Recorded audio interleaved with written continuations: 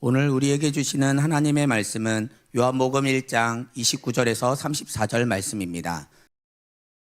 이튿날 요한이 예수께서 자기에게 나아오심을 보고 이르되 보라 세상 죄를 지고 가는 하나님의 어린 양이로다. 내가 전에 말하기를 내 뒤에 오는 사람이 있는데 나보다 앞선 것은 그가 나보다 먼저 계심이라 한 것이 이 사람을 가리킴이라. 나도 그를 알지 못하였으나 내가 와서 물로 세례를 베푸는 것은 그를 이스라엘에 나타내려 함이라 하니라. 요한이 또 증언하여 이르되 내가 보매 성령이 비둘기같이 하늘로부터 내려와서 그의 위에 머물렀더라. 나도 그를 알지 못하였으나 나를 보내어 물로 세례를 베풀라 하신 그이가 나에게 말씀하시되 성령이 내려서 누구 위에든지 머무는 것을 보거든 그가 곧 성령으로 세례를 베푸는 이인 줄 알라 하셨기에 내가 보고 그가 하나님의 아들이심을 증언하였노라 하니라. 세계 100대 사업가들이 미국에 모였습니다. 무역센터에 모였습니다. 이거는 직접 한국인이 그 모임에 가서 장로님이 직접 들은 내용입니다. 사람들 모습을 보니까 외모는 보통 사람들과 다를 바 없는 그런 모습을 가지고 있습니다. 그런데 그의 표정과 언어는 다른 사람들과 다른 점이 있었다는 겁니다. 가만히 살펴보니까 그들에게는 다른 사람들보다 조금 더 세상을 바라보는 안목이 좀 달랐다는 거죠. 그래서 그 사람들의 이 100명들이 대화하는 대화의 주제들을 잘 살펴보니까 무엇인가 어떤 영역에 열려져 있는 모습이 있다는 거예요. 그 중에 한 가지가 뭐냐? 절대로 과거나 현재를 말하지 않는다는 거예요. 이들은 10년 후, 20년 후에 있을 미래의 대화들로 가득 찼더라는 거예요. 근데 공교롭게도 단 한 사람도 이 대화에 빠지지 않고 모두 다 미래의 대화에 집중하더라는 거예요.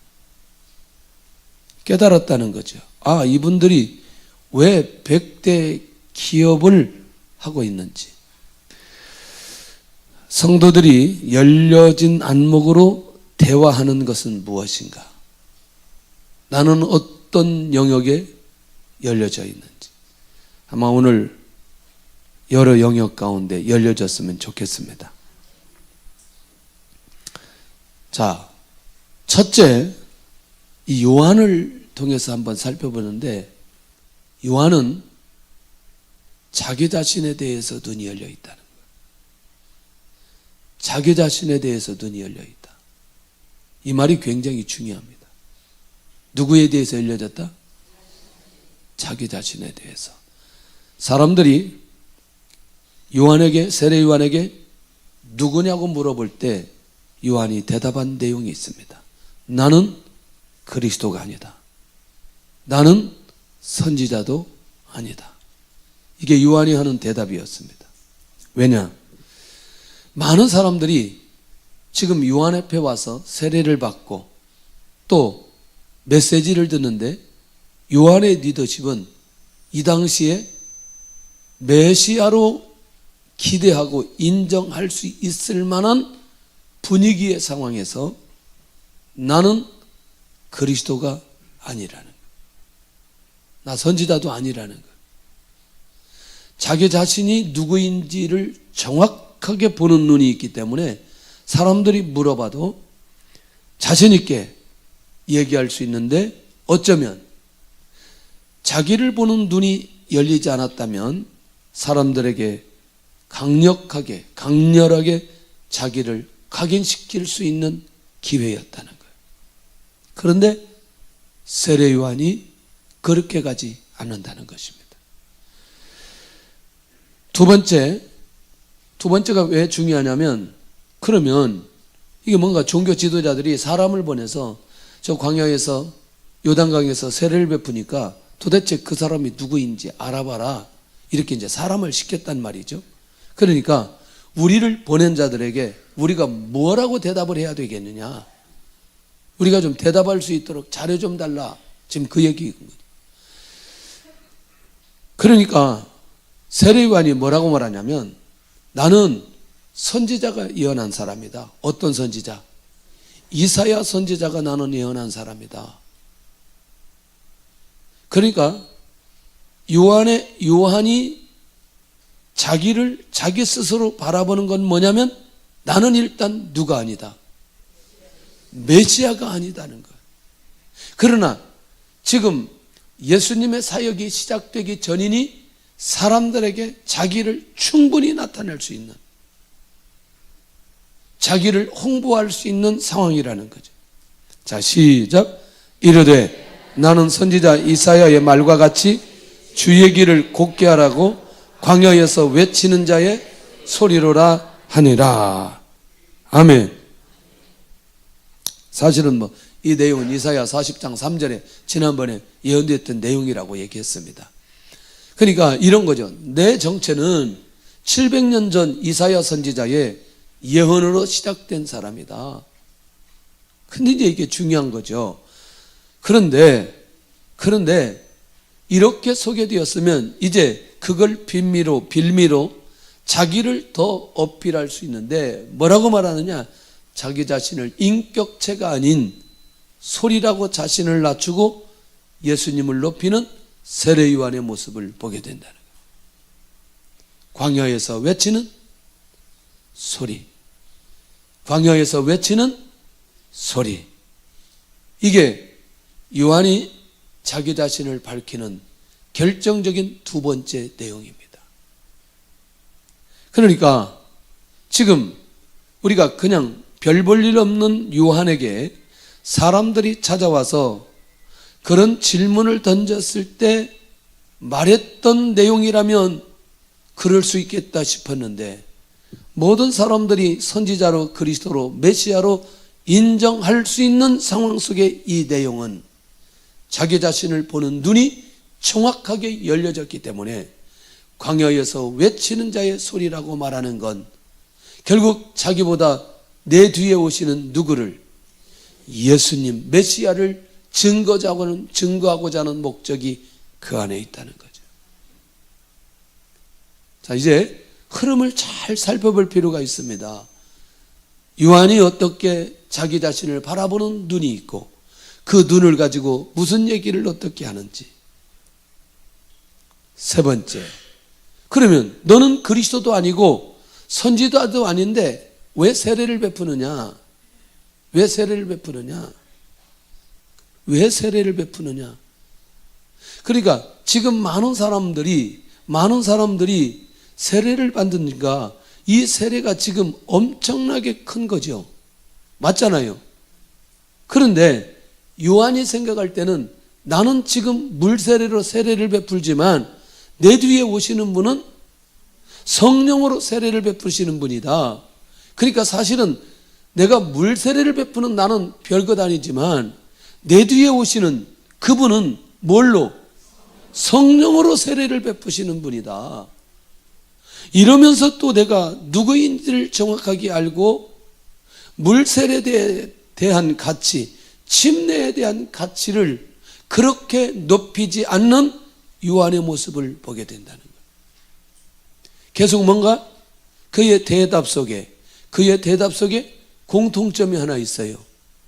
그의 대답 속에 공통점이 하나 있는데 그 공통점은 나는 메시아가 아니라는 거고, 그리고 반드시 지금 내가 소개하는 그분 누구를 소개하기 위해, 메시아 예수 그리스도를 소개하기 위해 그 모든 대화가 준비되어져 있는 요한의 모습을 발견할 수 있다는 거죠. 그러면서 나는 그의 신발끈을 풀기도 감당하지 못하겠노라. 자, 이게 지금 요한이 자기 자신을 바라보는 눈이 정확하게 열려지고 난 이후에 요한의 기가 막힌 대답의 내용들이 이어져 가고 있는 것을 보게 된다는 거죠. 결국 뭐냐? 요한은 자신을 종보다 더 못한 존재로 지극히 낮추어 자기 자신을 표현하는 내용이 사실은 이 19절부터 28절까지 있는 내용입니다. 27절 한번 보실래요? 시작. 곧 내 뒤에 오시는 그이라 나는 그의 신발끈을 풀기도 감당하지 못하겠노라 하더라. 할렐루야. 자, 이렇게 해서 요한은 자기 자신을 보는 눈이 누구보다도 정확하게 열려져 있고 정확하게 보았던 사람이라는 거예요. 진짜 복음의 역사가 일어나는 사람들의 특징, 진짜 하나님의 은혜가 있고 하나님의 축복이 있고 하나님의 은혜가 있는 사람들의 기가 막힌 비밀 하나는 자기 자신을 보는 눈이 너무너무 정확하게 그 안에 있다는 거죠. 할렐루야. 사실 제가 지난 금요일 날 아침부터 기도한 게 있어요. 하나님, 참 이렇게 수도 없는 말씀을 전하는데 이게 참 말씀의 역사가 사람이 이렇게 변하는 게 즉각 변하는 건 아닌데 참 너무나 부족합니다. 아침부터 계속 기도했어요. 그리고 목욕탕까지 가서 계속 하루 종일 계속 기도했어요. 그런데 이제 저녁 금요철야가 끝나고 또 3시간 기도가 끝나고 3시간 기도하면서 평생 붙드는 말씀에 대한 얘기를 창세기부터 쭉 하고 나서 집에 딱 가고 그 다음날 아침에 문자가 하나가 딱 나와요. 우리 청년 하나가 평생에 붙던 말씀 그거 이제 알았다고. 그러면서 다니엘서 1장 8절 9절을 딱 보내왔어요. 그리고 앞으로는 내가 다니엘처럼 살겠습니다. 야, 하나님 살아계시구나. 말씀으로 역사하시는구나. 그걸 느끼게 하여 주시더라고요. 자신보다 그리스도를 나타내는 것이 요한의 삶의 목적이기 때문에 여기에서 흔들리지 않는 자기를 바라보는 요한의 시선이 그 안에 있다는 거죠. 그렇다면 이제 두 번째는, 그러면 그 요한이 주님을 향해서 열려진 눈은 뭐냐? 가장 먼저 내가 누구인지를 알아야 주님을 믿고 주님을 붙들고 주님을 증언하게 되고, 주님을 증언하려면 주님이 누구인지를 알아야 될 필요가 있다는, 주님을 향해서 열려진 눈. 첫째는 요한 앞에 다가오는 예수님을 바라보면서 보라, 세상 죄를 지고 가는 하나님의 어린 양이로다. 지금 요한이 외치는 거예요. 29절 한번 보겠습니다. 시작. 이튿날 요한이 예수께서 자기에게 나오심을 보고요 이르되, 보라, 세상 죄를 지고 가는 하나님의 어린 양이로다. 이건 이사야 53장 7절에 있는 내용인데, 자, 이제 저를 보시기를 바랍니다. 자, 세례를 베푸는 요한에게 갑자기 예수님이 오는데 예수님에 대해서 열려진 거죠. 누가 얘기를 해주지도 않았는데, 보라, 세상 죄를 지고 가는 하나님의 어린 양이로다. 자기도 모르게 자기 입에서 열려서 예수님에 대한 고백이 나오게 되어지는 걸 보게 됩니다. 할렐루야. 그러니까 이 말이 무슨 말이냐면, 이미 그동안 자기가 여러 번 예고했던 그 하나님의 약속된 메시아라는 사실을 이제는 공개적으로 선언해버리는 거예요. 공개적으로 선언해버려요. 예수님을 바라보면서 하나님의 어린 양이다. 그런데 그 하나님의 어린 양은 세상 죄를 지고 가는 하나님의 어린 양이다. 그러면서 또 하나의 눈이 열려지기 시작하는 거예요. 야, 이제부터 이 구원의 복음이 온 세상에 퍼지도록 드디어 본격적인 출발이 시작됐구나. 여러분, 이거는 하나님께서 은혜를 내려주셔야, 하나님께서 눈을 열어주셔야 이렇게 볼 수 있고 이렇게 선언할 수 있다는 게 매우 중요한 일이다. 할렐루야. 결국 이제 깨달은 거죠. 구약 선지자들을 그렇게 세우셨던 것을 이제 깨닫게 되는데, 왜 세우셨느냐? 구약 39권이 모두 다 매 성경마다 앞으로 오실 누구에 관한 메시아에 관한 기록이고 예언이었다는 사실을 깨닫게 되어지면서 자기도 모르게 선언해버리는 것을 보게 된다는 거예요. 지금부터 왜 내가 예수님을 믿어야 되는지, 왜 이 예수님 앞에서 예배 생활이 되어야 되는지, 왜 기도의 생활이 되어야 되고, 왜 전도와 선교라는 것에 왜 일어나야 되는지에 대해서 근본을 우리에게 얘기해 주고 있다는 거예요. 그런데 아까 얘기한 대로 세상죄를 지고 가는 하나님의 어린 양으로 오신 예수님, 결국 뭐냐? 세상의 죄를 속죄하기 위해서, 세상의 죄의 문제를 해결하기 위해서는 반드시 그 죄해를 해결하기 위한 속죄 제물이 필요한데, 속죄 제물에 하나님의 어린 양으로 예수님이 오셨다.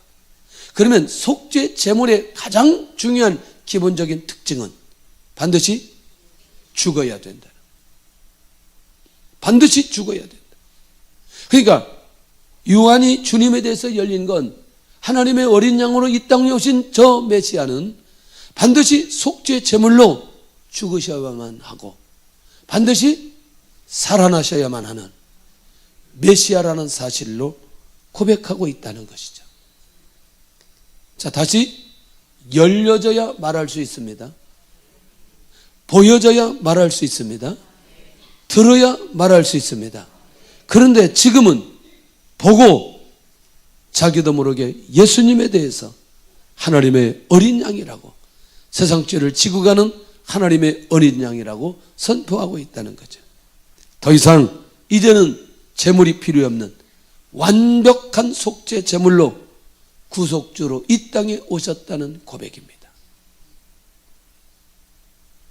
이게 지금 요한이 이 땅에 살아있는 이유이고 요한의 삶의 목적이고 이것을 위해 요한이 살아가야 된다는 사실을 요한이 보여주고 있습니다.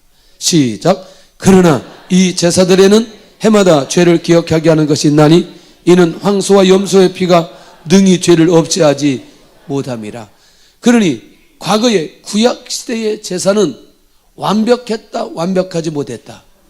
완벽하지 못했다. 그런데 완벽한 제사, 완벽한 제물은 오직 누구를 통해서만, 예수님을 통해서만 이루어질 수 있다는 사실을 세례 요한이 보게 된 것입니다. 그렇다면 그 하나님의 어린 양, 그 하나님의 어린 양은 유월절 어린 양으로 이미 예언되었고 그림자의 모습으로 보여주셨어요. 그때는 유월절 어린 양이 그림자의 모습이었지만 이제는 실체가 왔다는 거죠. 그 실체가 누구다? 예수님이다. 결국 하나님의 백성의 장자의 죽음을 막아버린 어린 양의 그 죽음, 결국 그 유월절 어린 양의 희생으로 죽음에서 생명을 얻게 되어지는 장자들. 그러니 유월절 어린 양으로 오신 예수님은 결국 죄와 사망, 죽음의 문제를 해결하시기 위해서 이 땅에 오신 분이다. 단순하게 하나님의 어린 양이로다, 세상 죄를 지고 가는 하나님의 어린 양이로다, 이렇게 말하는 것으로 끝날 줄 알았더니 그 안에는 이런 엄청난 비밀이 있다는 사실을 요한이 보게 되어지는 거죠. 사람이 가지고 있는 죄의 사망, 죽음의 문제를 누구를 통해서만 해결받을 수 있다? 예수님을 통해서만 해결받을 수 있다는 그 확신이 그 안에게 있어 눈이 열려지는 것을 보게 된다는 거예요. 황소와 염소의 피로는 인간의 죄를 완전하게 씻어내지 못하는 한계를 해결하신 유월절 어린 양의 예수님. 눈이 열려질 수 있기를 원합니다. 눈이 열려질 수 있기를 원합니다. 할렐루야. 할렐루야. 눈이 열려진다는 건 놀라운 거죠. 눈이 열려지는 건 놀라운 일이에요. 예수님을 제대로 바라보는 눈이 내 안에 열려 있어야 예수님을 제대로 믿을 수 있습니다. 할렐루야. 예수님 제대로 보여져야 제대로 믿을 수 있다는 사실이 너무너무 중요하다. 그러면 요한이 어린 양의 실체를 알고 고백한 것은 뭐냐? 하나님의 어린 양으로서 죄의 문제를 완전하게 해결한 분이시다. 자, 이겁니다. 결국 요한이 주님을 보는 순간에 감격적으로 눈이 열려지는데, 이제 이 큰 두 번째는 뭐냐? 이전에 자신이 밝히고 소개했던 그 예수님에 대해서 열려졌는데, 이제 아까 15절에, 지난번 15절에 얘기했던 내 뒤에 오신 분이 나보다 앞선 것은 그가 나보다 먼저 계신 분이다, 이렇게 말을 했어요. 그러니까 지금 30절에 와서는 지금 그때는 그렇게 그분이 존재가 보이지 않았을 때 얘기하지만, 오늘 본문의 30절은 이미 실체가 왔을 때, 내가 예전에 얘기하지 않았느냐? 나보다 앞선 분, 아니 나보다 먼저 계신 그분이 메시아인데, 그분이 반드시 이 땅에 오실 것이다. 그런데 지금 30절에 와서는 바로 그분이 누구다? 이분이다. 자, 한번 보세요. 30절 뭐라고 말하는지. 시작. 내가 전에 말하기를 내 뒤에 오는 사람이 있는데 나보다 앞선 것은 그가 나보다 먼저 계심이라 한 것이 이 사람을 가리킴이라. 이 말 이해되시죠? 그러니까 이미 내가 말했던 그분의 실체가 지금 오신 분이다. 할렐루야. 그럼 누구라는 거예요? 메시아라는 거예요. 약속된, 구약에 약속된 메시아, 그분이 오셨다는 거예요. 그러니까 요한이 보여준 가장 중요한 건, 사람들의 모든 시선이 지금 누구에게 집중됐을 때, 자신에게, 요한에게 집중되었을 때, 아니 모든 사람들이 지금 누구에게 세례받으러 나오는 거예요? 요한에게 세례받으러 오는 거예요. 네. 그리고 지금 예수님의 사역이 시작되었는데 누구의 리더십이 강력하게 나타났어요? 요한의 리더십이, 세례 요한의 리더십이 강력하게 나타났어요. 그러니까 모든 사람의 시선이 나에게 집중되는 그 순간에 그 시선을 누구에게 돌려버려요? 예수님에게 돌려버려요. 할렐루야. 주의 은혜가 있기를 원합니다. 주의 은혜가 있기를 원합니다. 너무나 중요한 거. 좀 어떠세요? 무엇을 진행할 때 이 요한이 사회자처럼 안 보여요? 응? 사회자처럼. 맞죠? 무슨 말인지. 그러니까 사회자는 사회자가 드러나면 안 되는 거죠. 맞아요, 안 맞아요? 그러니까 결국 요한이 계속해서 요한 안에 흘러가고 있는 건, 그 눈이 열려졌다는 것은 결국에는 이제 누구만 높이겠다고? 예수님만 높이겠다고. 그러니까 예수님을 높일 수밖에 없는 그 눈이 열려져 있기에 예수님만 높이고 있는 것 아니냐는 거죠. 그러니까 요한은 나의 존재와 나의 삶의 목적과 나의 삶의 배경이 되신 분이 누구냐? 저 예수님이라는 거예요. 만약에 우리가 나의 존재와 나의 삶의 목적과 나의 삶의 배경이 예수님이다. 할렐루야. 하나님께서 세워주십니다. 그럼 다시 정리할게요. 요한이 왜 이런 리더십이 나타났어요? 왜 수많은 사람들이 요한에게 세례를 받으려고 하고, 왜 요한을 통해서 뭔가 하나님의 음성을 들으려고 하고, 누가 요한을 무엇 때문에 이렇게 세워주셨어요? 하나님이 예수님 때문에 먼저 누구를 세워주셨어요? 요한을 세워주셨어요. 여기에 놀라운 사실 하나가, 내가 하는 일을 통해서, 내가 하는 직장이나 내가 하는 사업을 통해서, 내가 하는 일을 통해서 주님을 나타내고자 하면 주님께서 그 사람 세워주신다는 원리가 그 안에 있다는 거예요. 그 안에 있다는 거예요. 할렐루야. 할렐루야. 사업하시는 분들, 내 사업을 통해서 내가 주님을 나타내고자 할 때 주님께서 우리 사업을 직접 진행하신다는 거예요. 눈이 열려지시기를 바랍니다. 세 번째, 자신이 세례를 베푸는 분명한 목적에 대해서 열려진 요한. 31절입니다.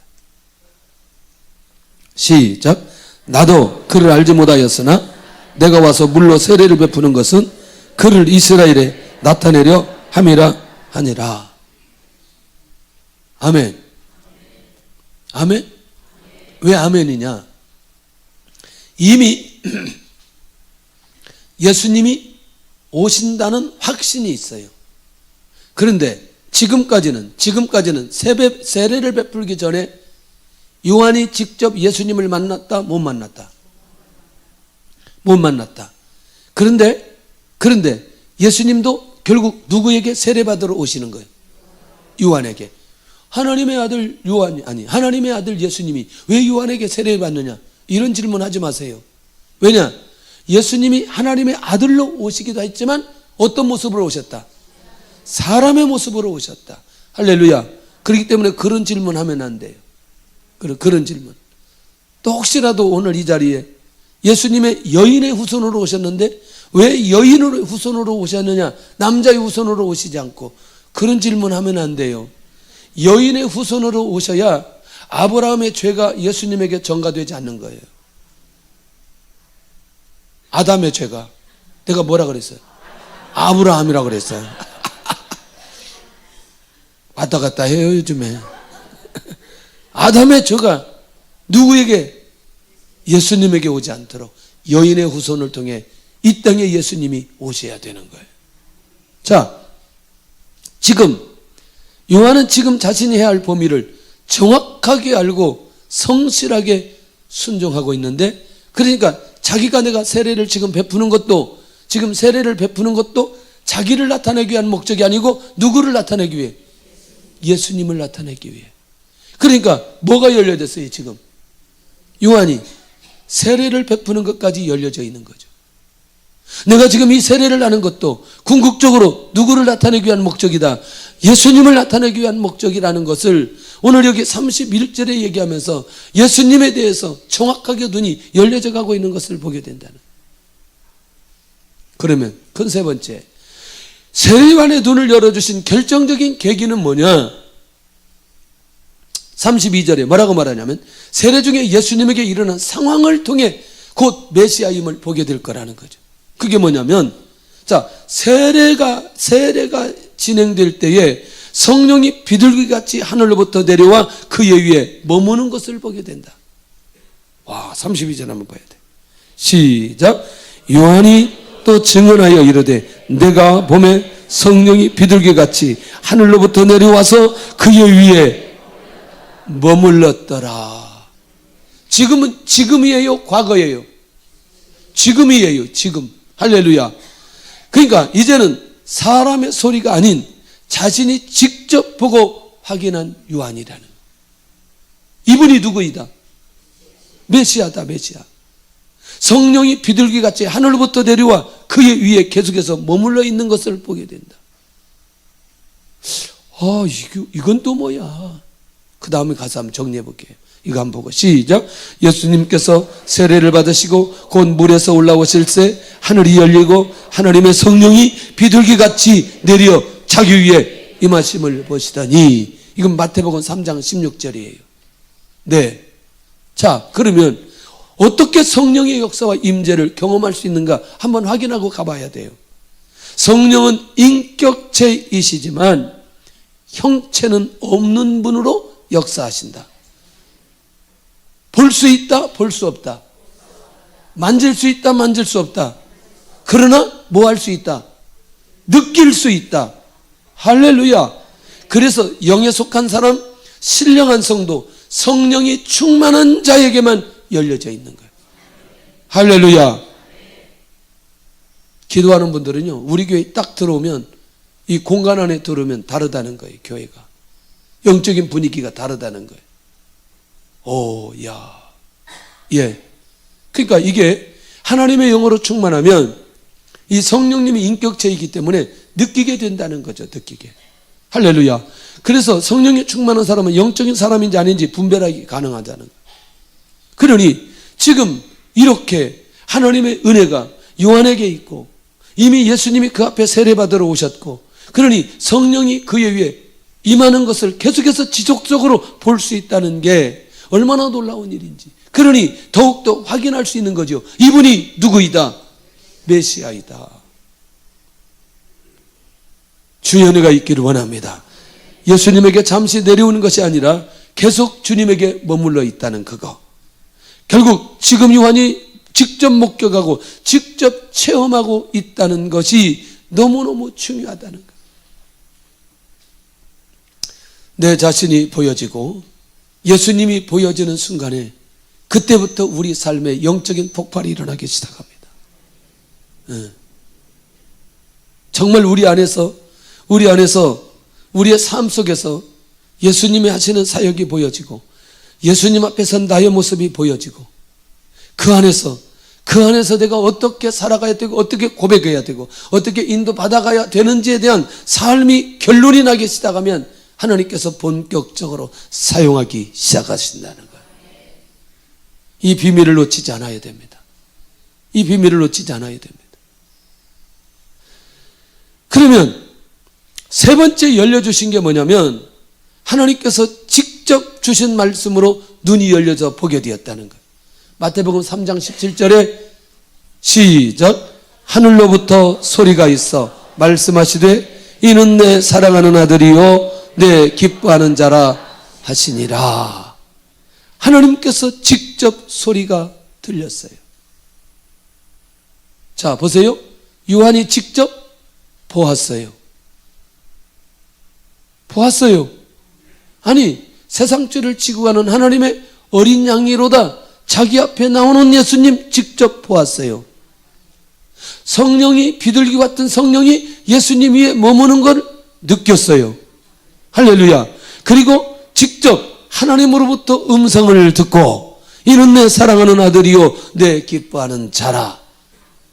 이렇게 입체적으로 요한에게 예수님에 대해서 열릴 수밖에 없는 그것을 지금 요한이 여기 고백하고 있는 것 아니냐는 거예요. 그럼 이제 우리는 보여줘야 돼요. 누가 보여줘야 돼요?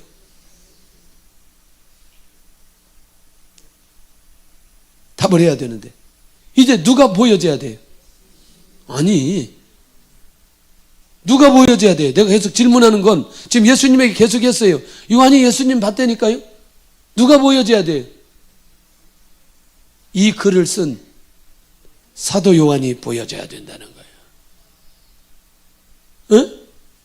그러니까 사도 요한은 모든 교회들과 성도들을 세우고 싶은데 예수님이 누구라고? 그렇지, 메시아이고 하나님의 아들이라는 걸 말하고 싶은 건데 지금껏 자기 얘기도 있지만 지금까지 1장에서는 주로 누구 얘기를 지금 많이 썼어요? 세례 요한 얘기를 많이 했다니까요.